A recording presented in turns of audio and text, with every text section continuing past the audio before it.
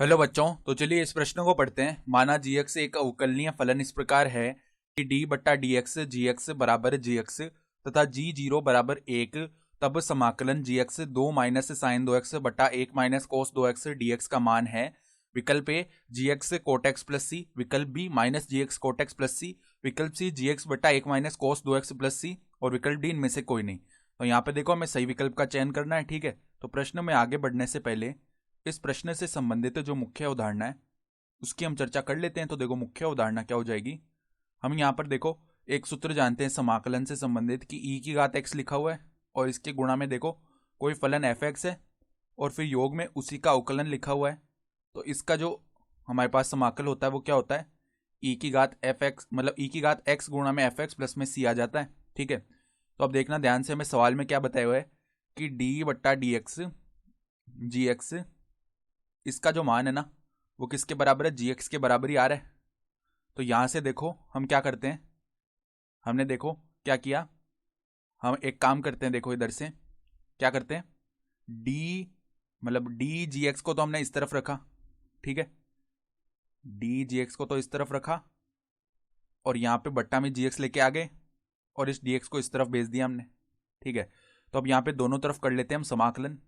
तो समाकलन करेंगे ना तो हम एक प्रतिस्थापन करेंगे। माना जो जी एक्स है उसका मान हमने एक बार के लिए टी मान लिया। ठीक है, तो अब दोनों तरफ क्या करेंगे, अवकलन करेंगे एक्स के सापेक्ष। ठीक है, तो यहाँ पे डी बट्टा डी एक्स यानी डी बट्टा डी एक्स जी एक्स बनेगा।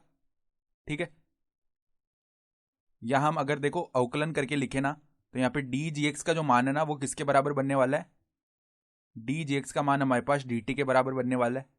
ठीक है, ये पद बनेगा। तो अब यहाँ पे यही तो लिखा हुआ है, देखो डी जी एक्स, इसके स्थान पर हम क्या लिख सकते हैं, डी टी लिख सकते हैं। तो समाकलन के अंदर क्या आ जाएगा, देखो समाकलन के अंदर डी टी बट्टा में टी आ जाएगा बराबर में यहाँ पर देखो एक्स मतलब डी एक्स का समाकलन एक्स आ जाएगा प्लस में समाकलन का अचर सी। ठीक है, तो अब देखो ये समाकलन तो आ गया लोग मापांक टी बराबर में एक्स प्लस सी, ये आ गया। तो अब देखो टी का मान भी रख लेते हैं वापस, क्या है जी एक्स है, तो लोग मापांक में जी एक्स बराबर में एक्स प्लस सी ये बनने वाला है। तो अब हमें सवाल में बताया हुआ है कि जी जीरो का जो मान है वो 1 है, तो एक्स बराबर 0 रखने पर जी एक्स का मान जो 1 आना चाहिए। यानी कि यहाँ पर लोग देखो जी जीरो रखेंगे तो इसका मान तो 1 आ जाएगा अंदर और एक्स बराबर हमें 0 रखना है तो 0 प्लस में सी, तो लोग 1 का मान क्या होता है 0 होता है, यानी सी का मान 0 आ गया है। तो हम क्या बोल सकते हैं कि लोग आधार ही यहाँ पे जी एक्स बोल सकते हैं। ये किसके बराबर आ रहा है, एक्स के बराबर, सी का मान तो 0 हो गया ना। तो यहां से हम क्या बोल सकते हैं कि ई की घात एक्स, ठीक है, लघुगणक की परिभाषा से ये किसका मान आएगा, जी एक्स का मान आएगा। तो जी एक्स हमने ज्ञात कर लिया है। अब हमें देखो सवाल में मान क्या ज्ञात करना है, हमारे पास समाकल है आई बराबर में समाकलन, यहाँ पे देखो जी एक्स गुणा में क्या है 2 माइनस साइन 2x बटा में 1 माइनस कोस 2x। ठीक है, तो यहाँ पे देखो जी एक्स का मान रख लेते हैं ई की घात एक्स गुणा में देखो 2 माइनस साइन 2x का सूत्र होता है 2 साइन एक्स गुणा में कोस एक्स बट्टा में देखो हमारे पास में कौन सा पद है, बट्टा में 1 माइनस कोस 2x, तो इसका सूत्र होता है 2 साइन स्क्वायर एक्स। ठीक है, ये सूत्र हम जानते हैं और यहाँ पे dx है क्योंकि समाकलन कर रहे हैं। तो अब देखो ये क्या बनेगा, e की घात x, यहाँ पर हम पदों को अलग अलग करके लिखते हैं तो 2/2 ये तो आपस में विभाजित हो गए, 1 बट्टा sine square x cosec square x आ जाएगा।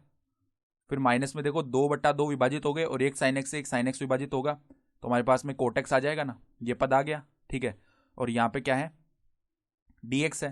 तो अब ध्यान से देखना, हम जानते हैं कि कोटेक्स का जो अवकलन है ना एफ एक्स, अगर हम कोटेक्स को बोलें या फिर माइनस कोटेक्स इस पूरे को एफ एक्स बोल दें तो कोटेक्स का अवकलन माइनस का कोसेक स्क्वायर एक्स होता है और हमने आगे माइनस भी लिया है तो ये प्लस का मतलब माइनस माइनस प्लस बन जाएगा ना। देखो अगर हम एफ एक्स बोल रहे हैं माइनस कोटेक्स को तो यहाँ पर एफ डैश एक्स का मान क्या आएगा, देखो माइनस तो बाहर रहा और कोटेक्स का अवकलन होता है माइनस का कोसेक स्क्वायर एक्स, तो अब ये माइनस और माइनस प्लस हो जाएगा यानी कोसेक स्क्वायर एक्स आ गया। तो अवकलन और फलन दोनों एक साथ लिखे हुए ना। ठीक है, तो यहाँ पर आई का जो मान है ना वो किसके बराबर आएगा, समाकलन के अंदर देखो यहाँ पे समाकलन नहीं, इसका सीधा समाकलन कर लेते हैं ई की घात एक्स और माइनस में कोट एक्स बनेगा प्लस में समाकलन का चर सी। तो अब देखो ई की घात एक्स जो है हमारे जी एक्स के बराबर था तो माइनस में जी एक्स कोट एक्स प्लस में समाकलन का चर सी आ गया। तो अगर हम विकल्प देखें ना तो यहाँ से हम देख पा रहे हैं कि विकल्प बी जो है हमारा सही विकल्प हो रहा है। ठीक है, तो आशा करता हूँ कि आपको ये प्रश्न समझ में आया होगा। धन्यवाद।